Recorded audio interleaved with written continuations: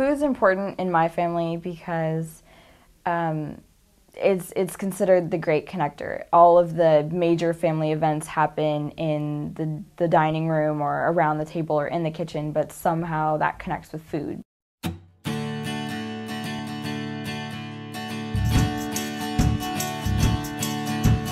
Maybe we should tell the story of the old imagination, aging ready for a steady incline. We'll all make new ideas and thoughts to take a hold, replacing ancient theories, searing up toward the sky. And we'll watch them run, run, run to glory on a just-built beaming line. We'll take our chances over, just repeating, being what we've been and what we find.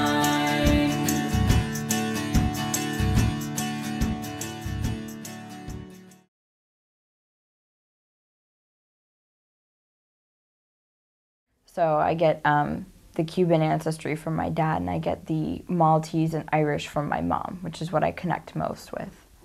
I started being teased at school for what I was bringing to lunch, or for not buying the fries and fish sticks that was offered at my school.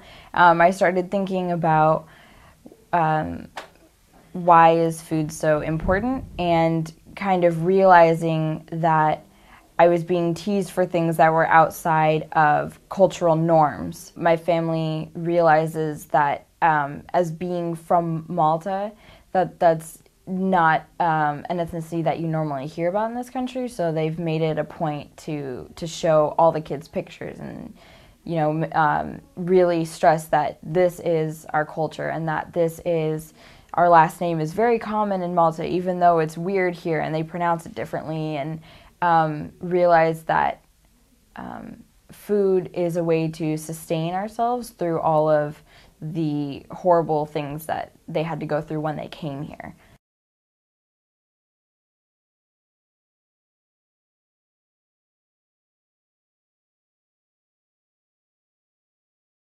I really like ribs because my grandpa, he comes from an African American tribe, and so he tends to make a lot of soul food, so like he makes ribs and black-eyed peas and greens and ham hocks. My mom is African American and British, and on my dad's side, he has a lot of European blood. He grew up in Holland, so he eats Dutch food too. He drinks Dutch cocoa a lot, and he likes Fritz mayonnaise, which is basically French fries with mayonnaise. And for breakfast, he ate bread with butter and chocolate sprinkles. A lot of the foods that I like are from Greece and Italy, just because that's what my family tends to eat. That's part of their culture.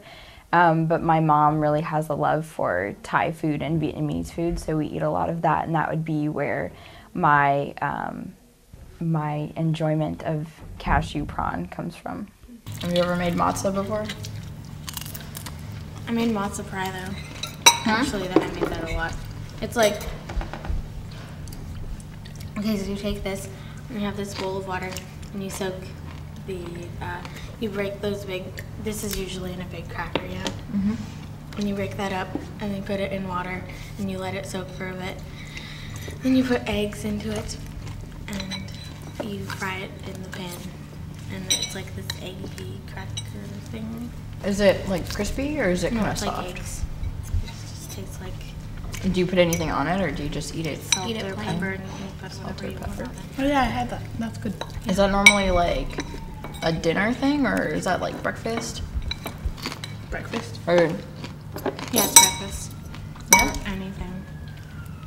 My grandma has a really bad habit of taking pictures of people eating, so there's numerous pictures of me, you know, with like food everywhere when I was like 2 or 3, and that kind of fostered this love of food. If you don't have the money to travel to these places and to stay, then you have the money to go and buy food and enjoy it.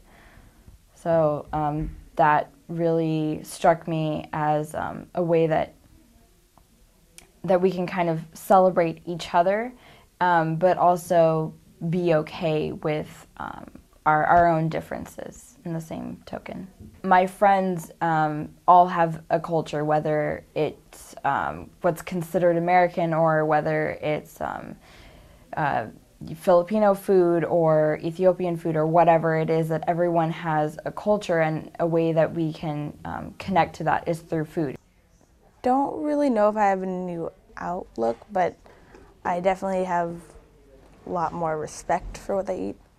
We'll all make new ideas and thoughts to take a hold, replacing ancient theories, searing up toward the sky.